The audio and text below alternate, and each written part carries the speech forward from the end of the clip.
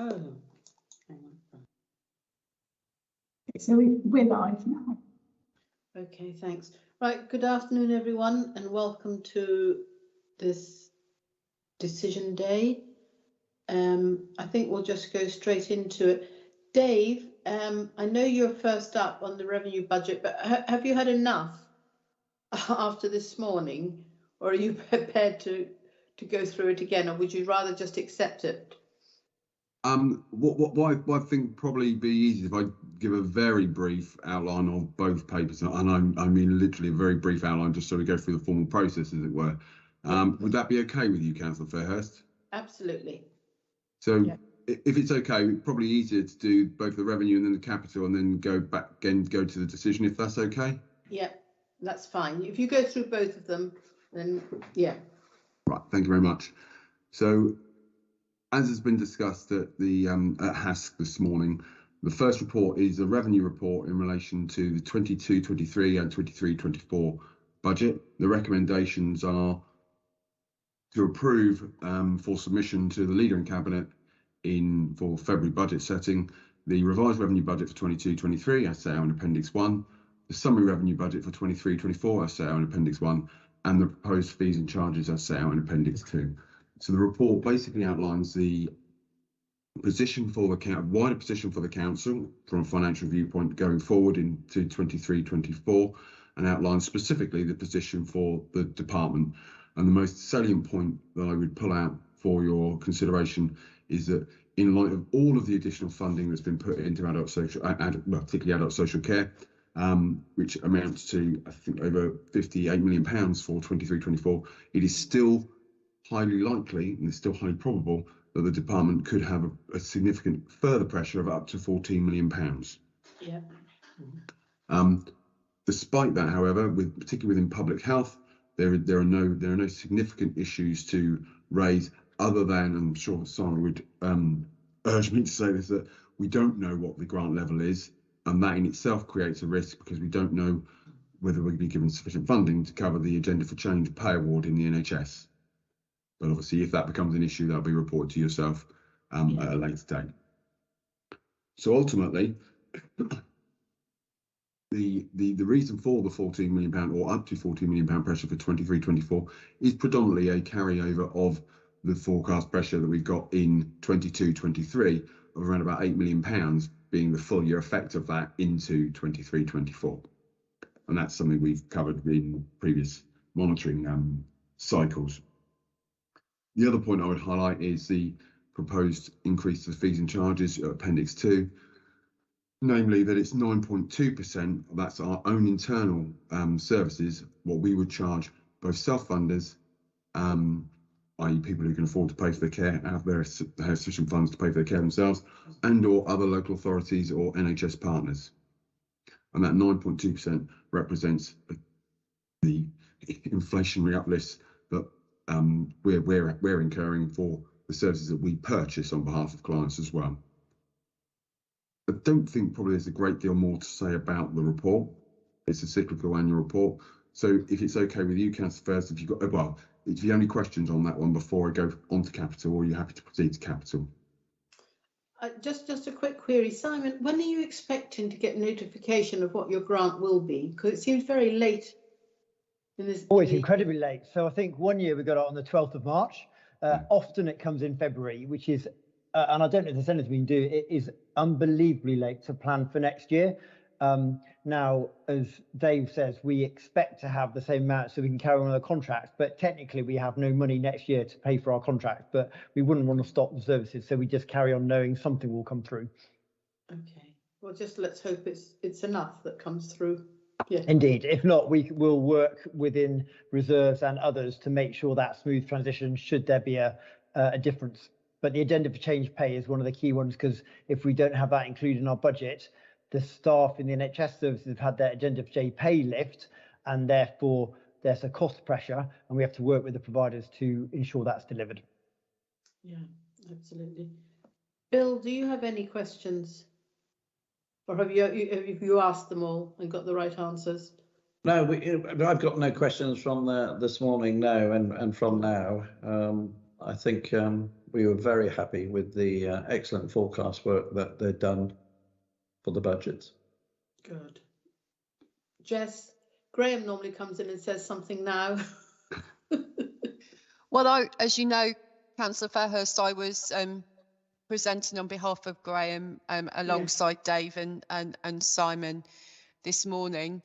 I think there was interest in the challenges that we face going into 23-24. You know, as you know, related to a whole number of factors, workforce and also demand and complexity, all of those things. So there was some significant conversations around that, as well as some of the elements that are less predictable going forward that we continue to work hard on. So, for example, while there are no new savings, the SP23 and T21 amounts that we need to continue to work towards.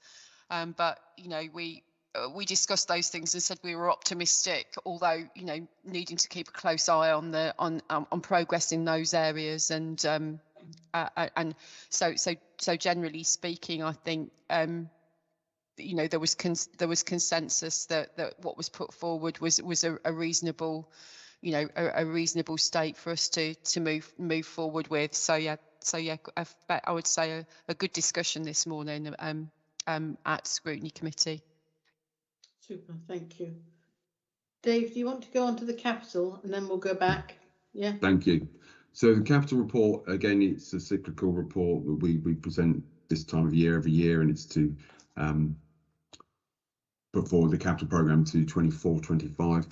The only real highlights of the report, there are three highlights as outlined at HASC this morning. Two new items, and they're the new items we receive every year, which is £481,000 for maintaining our operational assets, primarily HCC Care, and over £12.5 million for the Disabled Facilities Grant.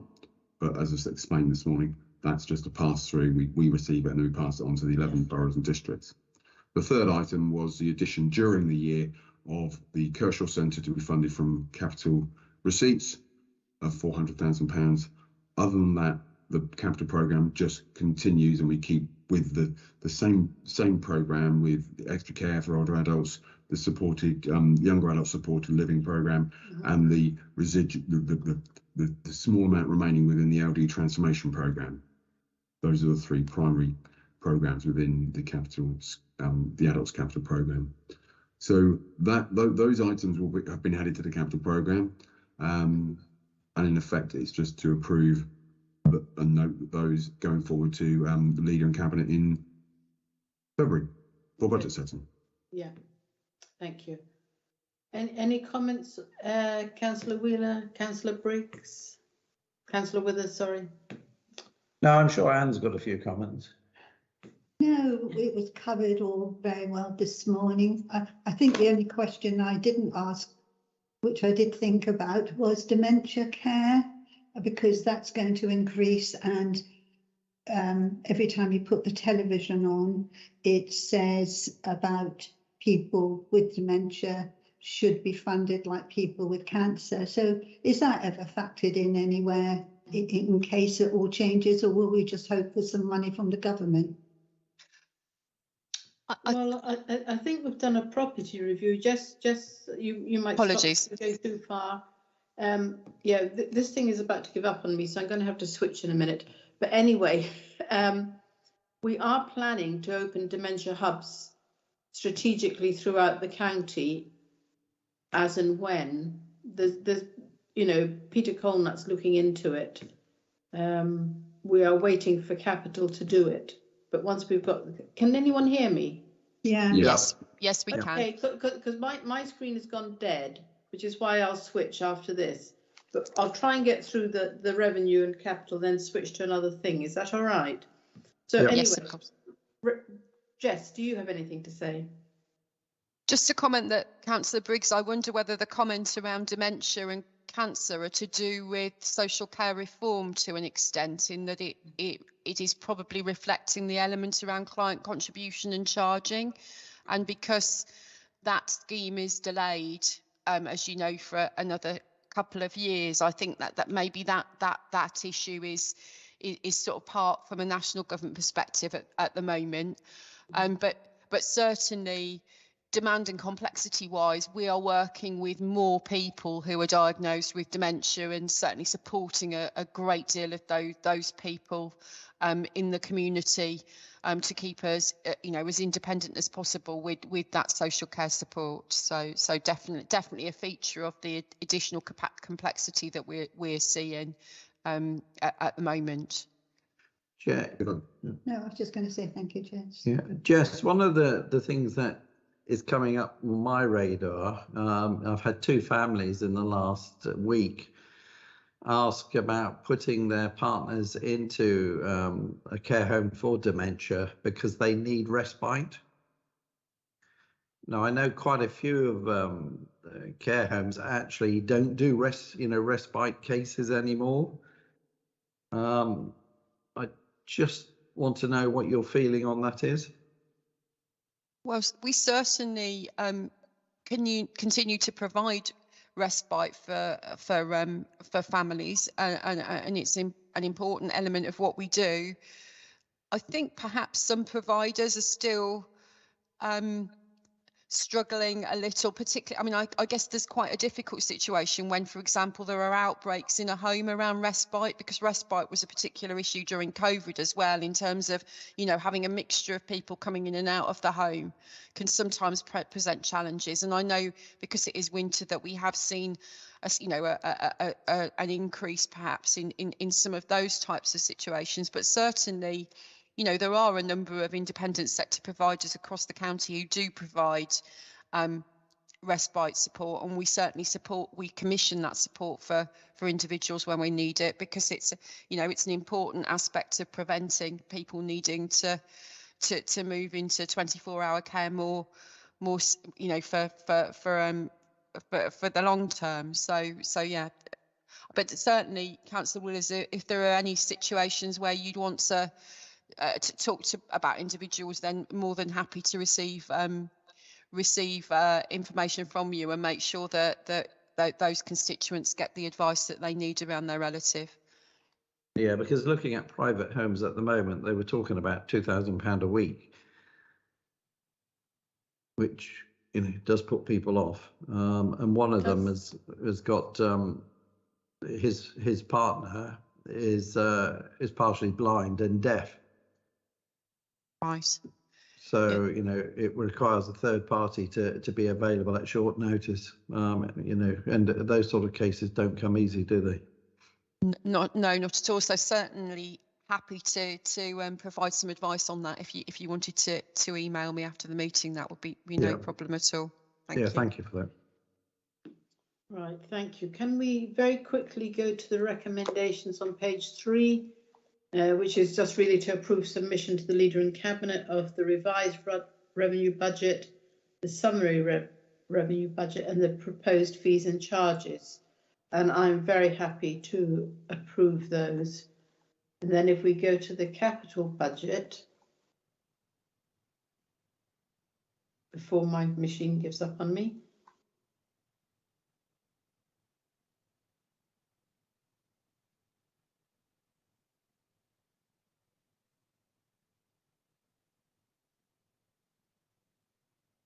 Are you still there, Councillor Fairhurst?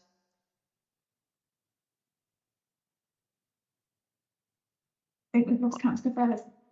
I think we have. Could we just pause the webcast for a moment whilst we sort out those technical difficulties for Councillor Fairhurst? That's all right, just to wait confirmation of that.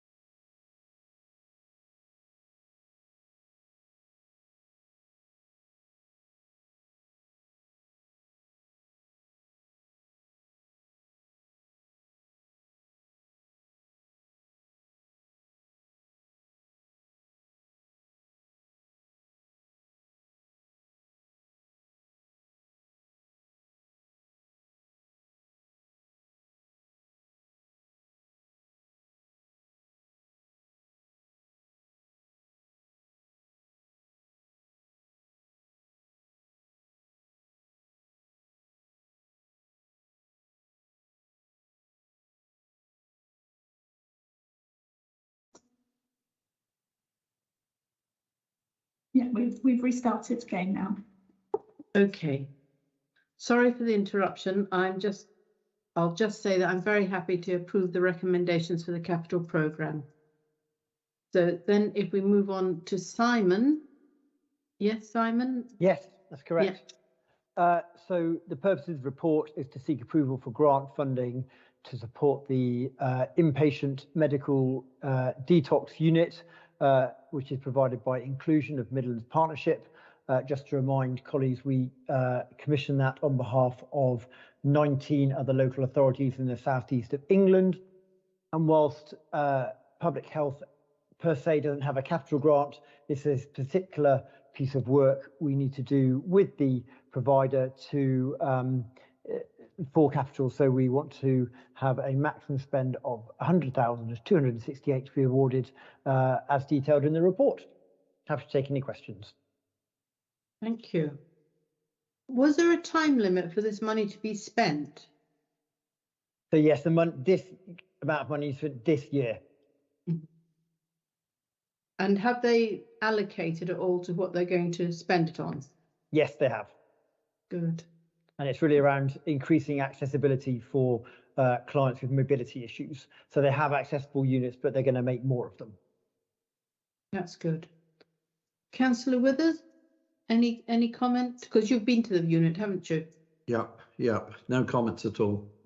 Okay. Right, Simon, I'm very happy. Oh, Anne, do you have anything to say? No, I don't, thank you. Absolutely. Okay.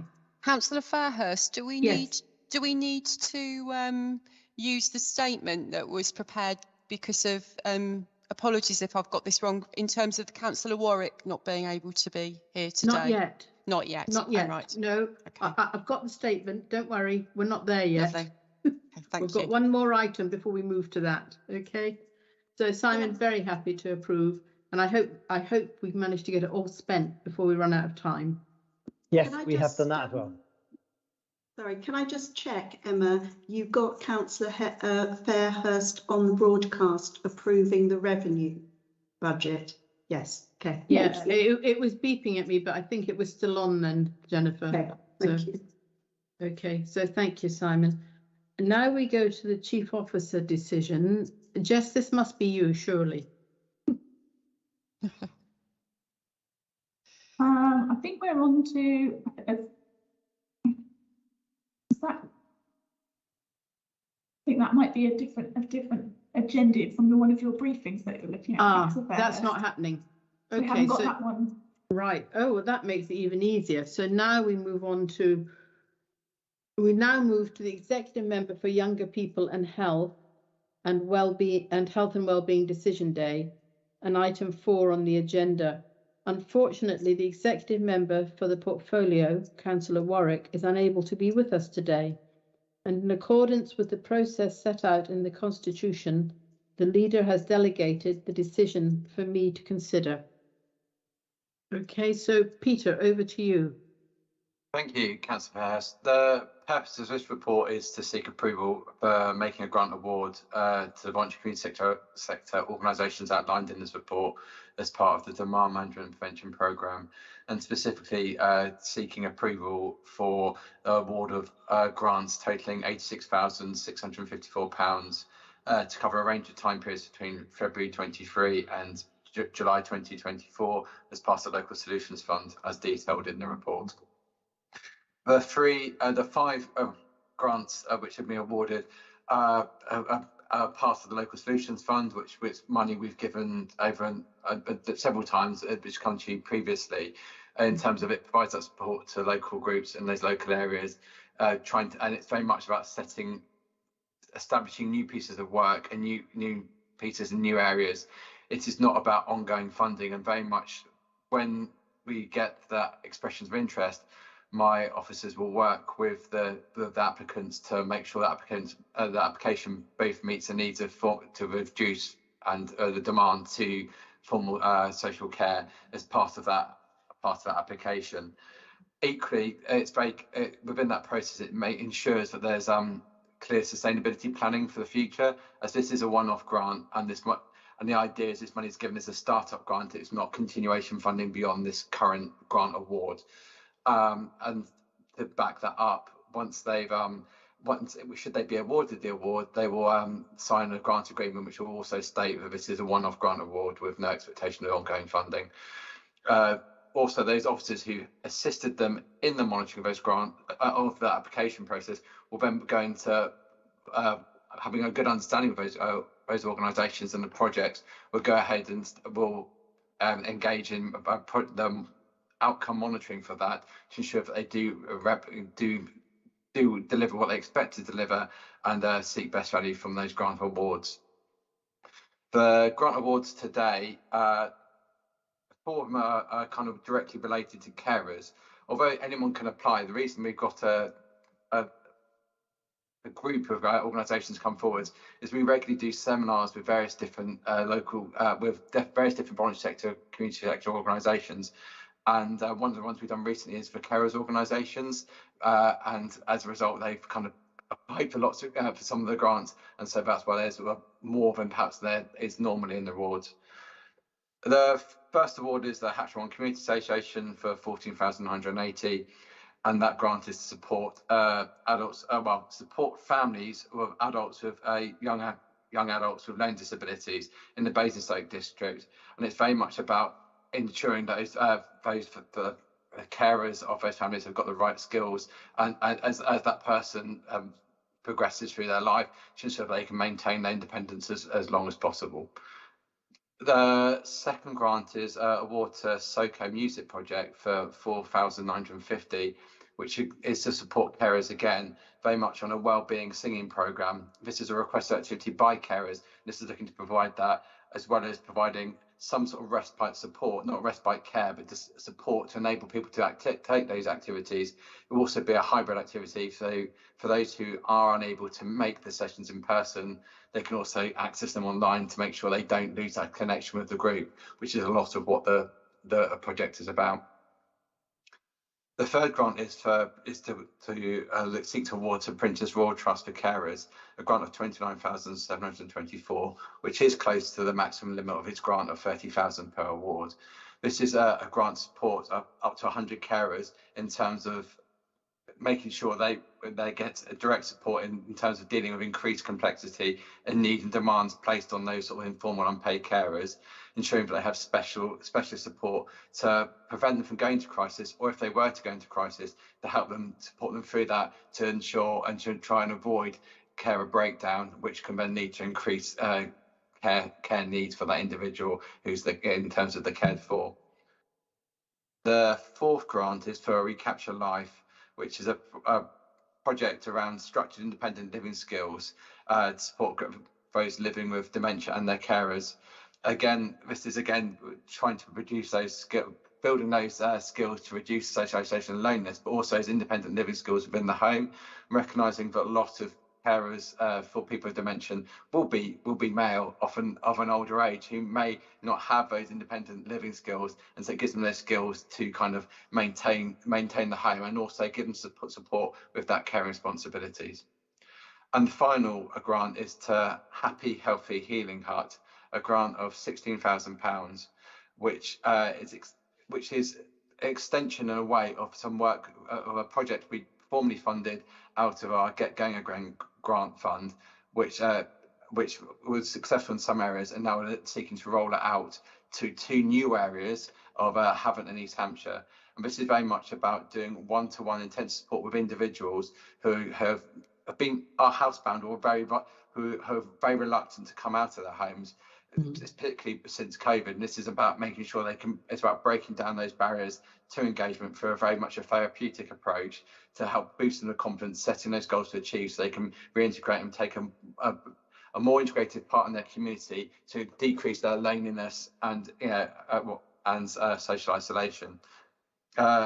This project has been strength-based and it's very much on that set around that strengths-based approach, and will be taking primary referrals from our community teams as its main source of the people they'll be working with. Thanks, Peter. Can I just say, I mean, that last one is interesting because it's actually working on it's expanding something that's already happened from another grant. So your feedback from it was obviously very positive. Yes, we've had some. Yes, this grant, the existing grant was for different areas, and they've now secured ongoing funding as a result of that for those areas to contain this. So this is new funding. However, the funding has been very positive in terms of statements from those people participating with. From statements from as simple as I wouldn't have been able to leave my house without the support given from this service, and this is someone who's gone from not being in the house for almost from being within that house, not leaving the house for 2 years, to now not only doing their original goals but now integrating into doing things such as going to lunch groups, going to the library, other things in their community, which is for them is a massive difference, and they feel more confident but also more connected as a result. And that's made them feel healthier and also increase their sense of well-being, which we know is a key driver if that sense of well-being drops in terms of increased social care need. Can I just ask you, off the top of your head, and it might not be right, you do follow up on all of these, they're all meant to be sustainable. Of all the grants we've given out for 1 year only, in the expectation they'll be sustainable, have we had any failures, or do most of them carry on? I'm not aware of any failures. Always, there has been some projects being funded out which were very much a pilot approach, and they may not continue. But all the ones that were set up almost to ongo, they found funding. One of the things my team is doing and has done for a number of time is to seek to support the organisations to find funding from other sources, and that could be, for some it's through membership fees, partly. Sometimes it could be other grants from other organisations, but it would be like local community trusts, or trust funds or whatever, or equally from national funding. To aid in that, we've now acquired a licence to Grant Finder, which is the UK's premium sort of grants database, and we're utilising that to help organisations find funding by doing regular searches for them. We know what these organisations are. We can have those searches set up, so we can do that.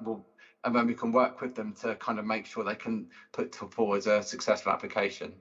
We have done that in the past, and we'll continue to do that as we move through working with these organisations. Brilliant. Jess, do you want to add anything to that? No, just to say that my experience of demand management and prevention, of that really putting the strength-based aspect to this of these grants first, so that it really is about getting going again, enhancing independence. So hopefully a lot of these people will notice a marked difference in their lives and then won't require our services in the future. So it's such a powerful way of influencing people's lives because of how much the grants rest on that principle. So no, I'm really supportive and think that this indicates some fantastic work across the county. Brilliant, thank you. Councillor Withers. No, I totally endorse these grants because, as Peter said, it does enable people to do things which they haven't previously been able to do. And if that then sustains them to get out and live a better independent life, then it's a big plus for us. Councillor Briggs. Just totally agree with what Jess has just said, because it enables people to go further and to enjoy their lives better. Thank you. Okay. Right. Well, thank you all very much. I'm very happy to approve on behalf of Councillor Warwick, Peter. Good luck with this lot, and we look forward for the next lot of grants. You do have a nice job at times, you know. Yes, thank you. Right. Okay. Thank you all very much. Thank you. And I'm sorry for the IT. Hopefully it'll all get sorted by the next time. Okay. Well, better than that. Hopefully it'll be sorted by tomorrow. Anyway, thank you all very much. Thank you. Bye. Thank you. Bye. Thank you. Bye. Bye.